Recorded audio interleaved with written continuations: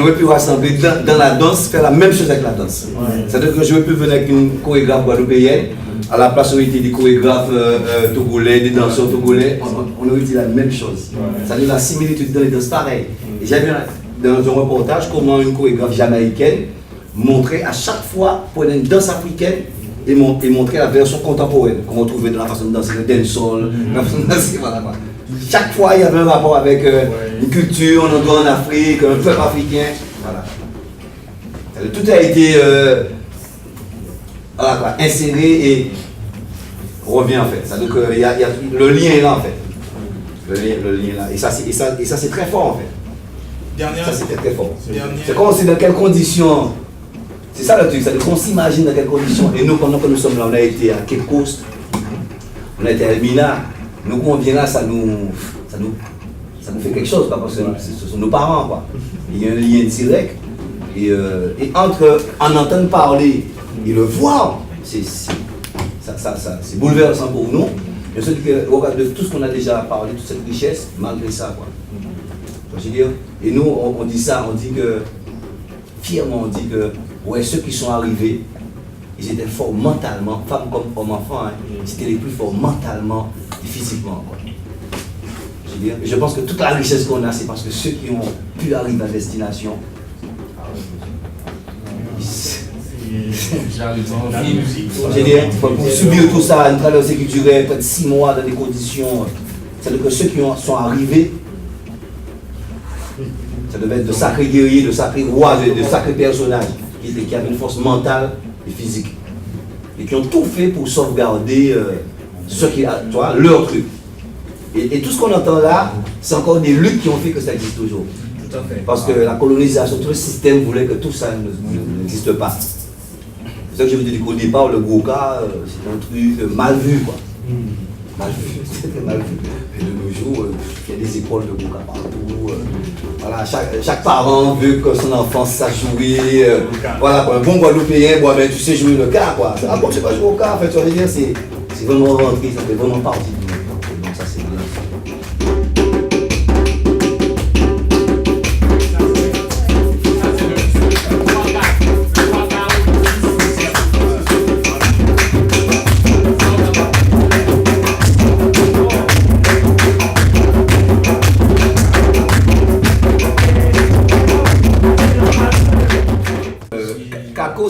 C'est comme ça que j'appelle ma musique.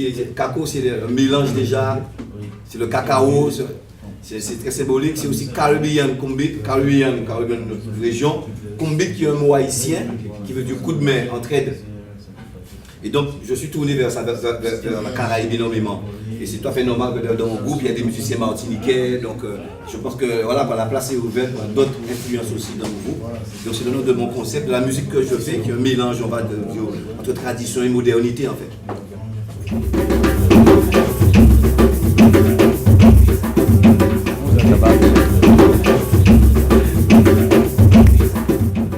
Bienvenue à Africulture qui reçoit pour vous aujourd'hui Dominique Coco. Il vient tout droit de la Guadeloupe. De la Guadeloupe. Avec son groupe Cacoban. Cacoban. Eh bien, nous allons parler un peu de vous, un peu de votre groupe Cacoban. Ben, Caco, c'est Caribbean Kumbit, Union de la Caraïbe. Caribbean et Kumbit, c'est un mot haïtien, du créole haïtien qui veut dire rassemblement autour d'une tâche pour réaliser quelque chose en commun. Caco aussi, c'est un créole, c'est le cacao. C'est aussi une couleur que donne le mélange de plusieurs couleurs.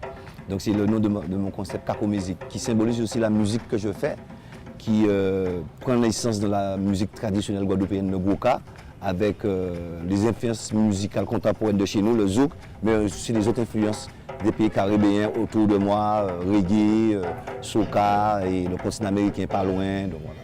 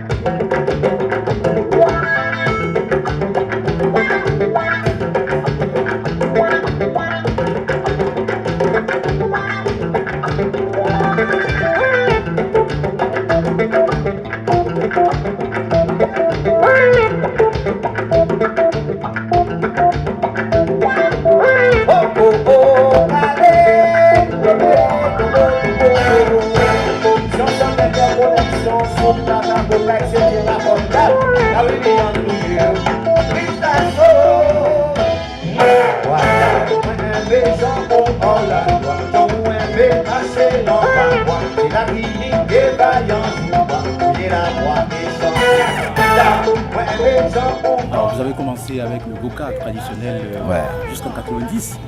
Oui, hein, en fait, En zouk. voilà, juste avant Volte-Face en fait. Hein, c'est Alors, vrai comment que ça se passe avec le goka traditionnel? ben, le goka, c'est dans le quartier, on a grandi comme ça. C'est une musique qui est très vivace en Guadeloupe en fait, hein, qui est l'héritage africain en fait. C'est notre héritage africain.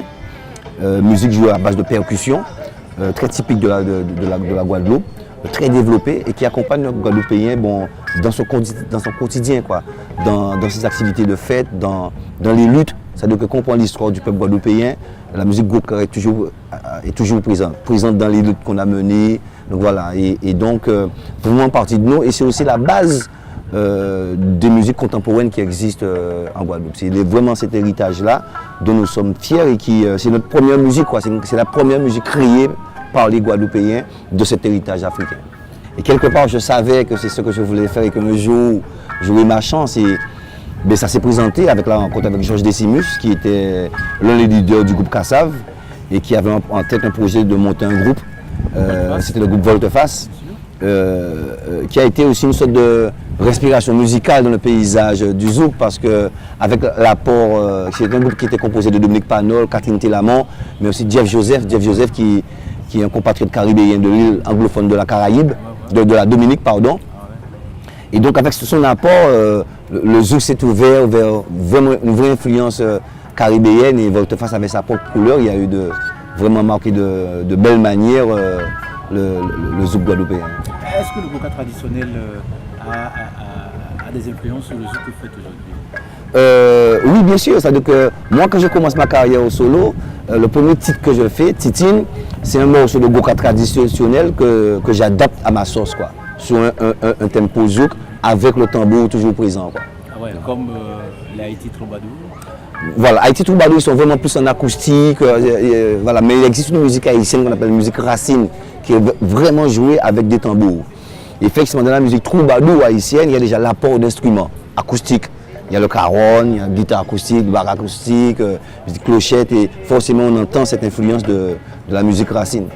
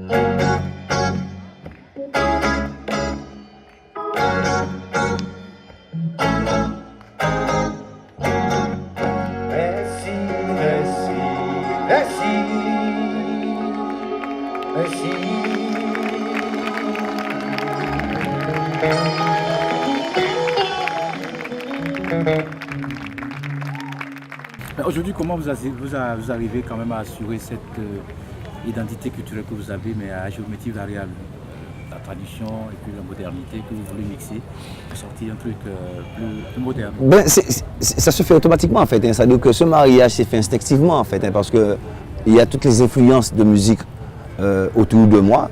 Et je pense que je ne suis pas unique, hein. Dans beaucoup de pays, de plus en plus, les musiques se mélangent, les influences sont là. Je suis en Afrique, dans chaque pays, on sent l'influence de la musique rap, de la musique reggae, du zouk, et chacun l'interprète à sa façon avec ses propres influences.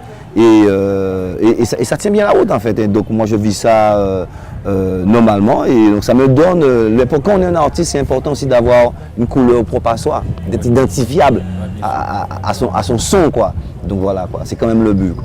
On va parler un peu de votre 4e album que vous avez sorti et qui a fait un trop de bruit avec le titre Dans la calebasse. Dans la calebasse de mon île. Que vous avez puisé dans un cahier du retour. Exactement, c'est une phrase d'Aimé Césaire. Pourquoi? Ben déjà parce qu'Aimé Césaire c'est une icône chez nous, hein. C'est une icône, ça fait partie des influences aussi, hein. Comme je dis, c'est-à-dire que les influences viennent de musiciens, mais aussi de grands écrivains de la Caraïbe, de grands écrivains africains. Donc tout ça a nourri mon âme, nourri mon esprit, m'inspire. Et c'est vrai que quand je suis tombé sur cette phrase d'Aimé Césaire, ce qui est à moi, c'est quelques milliers de mortiférés qui tournent en rond dans la calebasse d'une île. J'ai trouvé ça vraiment magnifique, je me suis identifié à cette phrase en fait. C'est-à-dire que cette population qui est là, pour laquelle je me voue corps et âme quoi. Donc j'ai repris ça et puis la calebasse symbolise aussi la petitesse de cette île. Je pense que c'est ce qu'il a voulu dire aussi Aimé Césaire. Donc voilà.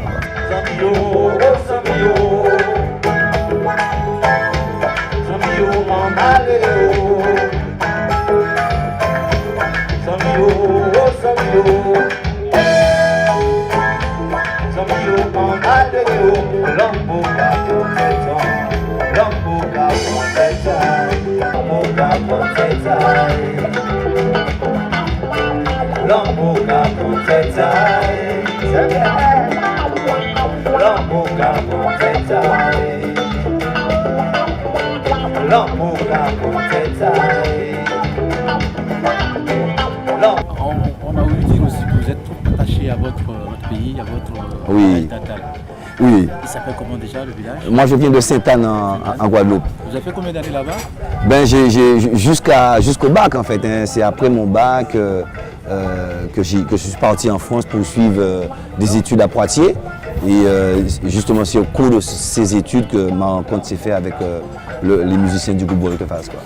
Ben déjà à savoir que quand j'ai annoncé aux musiciens, bon mais qu'on venait en Afrique, les gars ils sautent au plafond.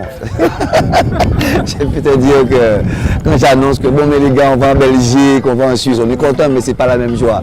Quand je dis qu'on allait en Afrique, en plus ce qui était bien avec ce voyage c'est qu'il était plus long que d'habitude parce que la dernière fois que j'étais venu pour le festival Gospel et Racines, on était resté 4 jours. Donc voilà, tandis que là on a fait le Ghana, on fait le Togo, on fait le Bénin, donc on circule, on rencontre les musiciens, on rencontre les artistes. Franchement, j'en garde un très très bon souvenir. Donc demain en fait on va écouter en fait mon travail. Je vais présenter au Sorifère togolais le travail que je fais. Ils vont entendre toutes les influences, hein, aussi bien la période volte-face, la période zouk, parce que je sais qu'ici les gens aiment beaucoup le zouk. Je jouerai aussi de la musique traditionnelle guadeloupéenne, le grouka, qui m'influence énormément. On entendra sur certains titres le mariage de toutes ces musiques, du grouka, du zouk, mais aussi des autres influences caribéennes, quoi. Donc la musique africaine est présente chez nous depuis longtemps, hein. Mais je ne connaissais pas l'univers zouk togolais. Je l'ai découvert à partir de dès qu'on a commencé à préparer ce concert. Et j'ai découvert avec beaucoup de joie en fait qu'il y avait des artistes togolais qui pratiquaient le zouk. Donc là je sors d'une rencontre avec pas mal de musiciens, de zoukeurs togolais. On en a discuté, ça a été un bel échange, mais qui garde sa couleur parce que ce qui est bien c'est que l'afro-zouk, puisque c'est comme ça qu'on l'appelle, a forcément ses propres codes, ses propres couleurs, même si elle est influencée par la musique zouk, quoi. Donc de la même façon aussi que le zouk, c'est aussi nourri de musique africaine, hein, comme Kassav, dans Siyibois, on entend le beat soukous. Donc voilà quoi. Ce sont mes ancêtres. J'ai retrouvé ma racine. Ce sont mes ancêtres.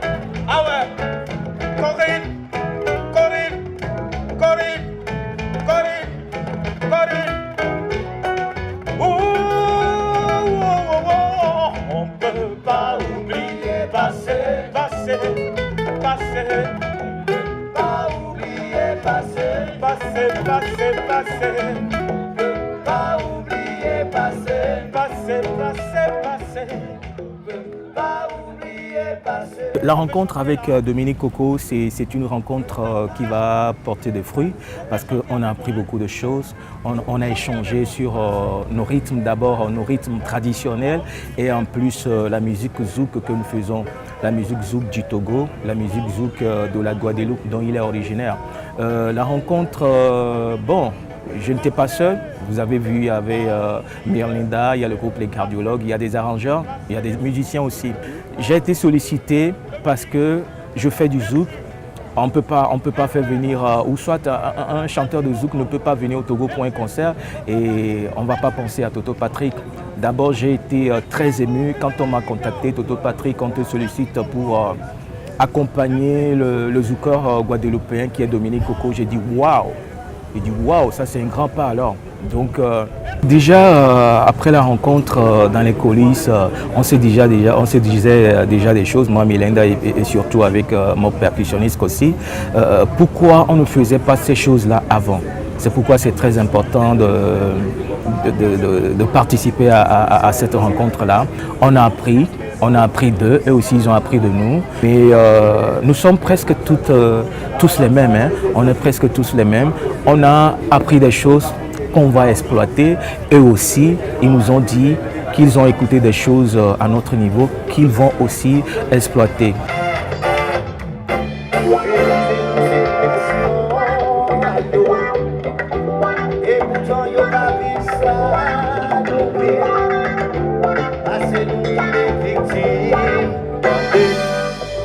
L'histoire d'humanité